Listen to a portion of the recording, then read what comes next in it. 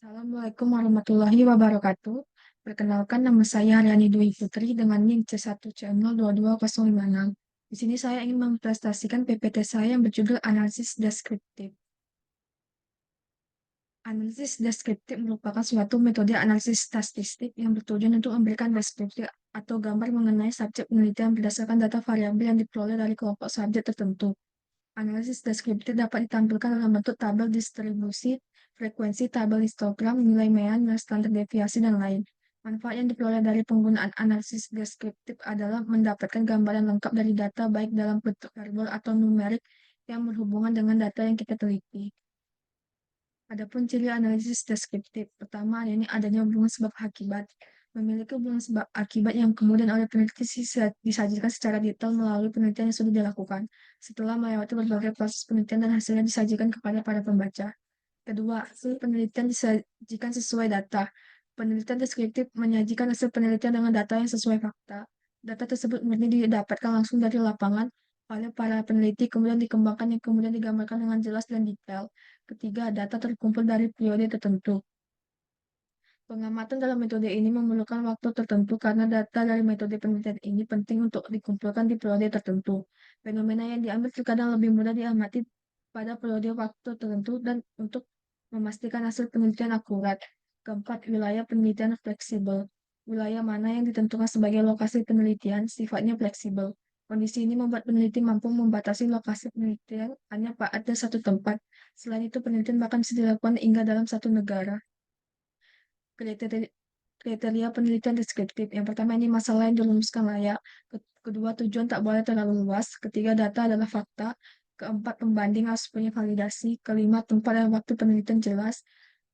Enam, hasil dijelaskan secara detail. Jenis penelitian deskriptif. Pertama ini metode survei. Adalah penyelidikan yang diadakan untuk memperoleh fakta-fakta dari gejala-gejala yang ada dan mencari keterangan secara faktual baik tentang institusi sosial, ekonomi, atau politik dari suatu kelompok ataupun suatu daerah. Kedua, metode deskriptif berkesinambungan. Metode deskriptif berkesinambungan dapat diartikan sebagai penelitian yang dilakukan secara terus-menerus atau berkesinambungan sehingga diperoleh pengetahuan yang menyeluruh mengenai masalah fenomena dan kekuatan-kekuatan sosial yang diperoleh jika hubungan-hubungan fenomena dikaji dalam suatu periode yang lama. Ketiga, penelitian studi kasus. Penelitian studi kasus memusatkan diri secara intensif terhadap satu objek tertentu dengan cara mempelajari sebagai suatu kasus. Berbagai unit sosial seperti seorang murid menunjukkan kelahiran sebuah keluarga, sebuah kelompok anak nakal, sebuah desa, sebuah lembaga sosial, dan lain-lain dapat diselidiki secara intensif baik secara menyeluruh maupun mengenai aspek-aspek tertentu yang mendapat perhatian khusus. Keempat, penelitian analisis pekerjaan dan aktivitas. Menurut Nazir, dalam buku metode penelitian mengungkapkan bahwa penelitian analisis pekerjaan dan aktivitas merupakan penelitian yang ditujukan untuk menyelidiki secara terperinci aktivitas dan pekerjaan manusia. Dan hasil penelitian tersebut dapat memberikan rekomendasi-rekomendasi untuk keperluan di masa yang akan datang. Kelima, penelitian tindakan. Merupakan penelitian yang berfokus pada penerapan tindakan yang dengan tujuan meningkatkan mutu atau memecahkan permasalahan pada suatu kelompok subjek yang diteliti dan diamati tingkat keberhasilannya atau dampak dari tindakannya. Keenam, penelitian perpustakaan. Penelitian perpustakaan merupakan kegiatan mengamati berbagai literatur yang berhubungan dengan pokok permasalahan yang diangkat baik itu berupa buku, makalah, ataupun tulisan yang sifatnya membantu, sehingga dapat dijadikan sebagai pedoman dalam proses penelitian. Ketujuh, penelitian komparatif adalah suatu penelitian yang bersifat membandingkan. Berikut kelebihan dan kekurangan analisis deskriptif. Kelebihannya ini, jenis metode penelitian deskriptif bisa digunakan untuk menganalisis topik dan isu yang jarang, susah, dan menyimpang dalam masyarakat. Kedua, metode deskriptif dapat digunakan untuk melakukan pengamatan dalam kondisi sosial yang alami dan apa adanya. Ketiga, jenis penelitian ini tidak memakan banyak waktu seperti penelitian lainnya, misalnya seperti penelitian kuantitatif.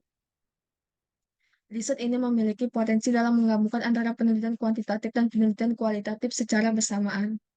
Kekurangannya yakni pertama, metode penelitian deskriptif tidak bisa menghasilkan temuan yang signifikan melalui statistik yang ditemukan. Kedua, metode penelitian ini riskan dengan opini subjektif sehingga hasilnya bisa menjadi 11 tidak jelas. Jenis penelitian deskriptif tidak dapat digunakan untuk menjelaskan penyebab di balik fenomena yang tengah terjadi dan teliti.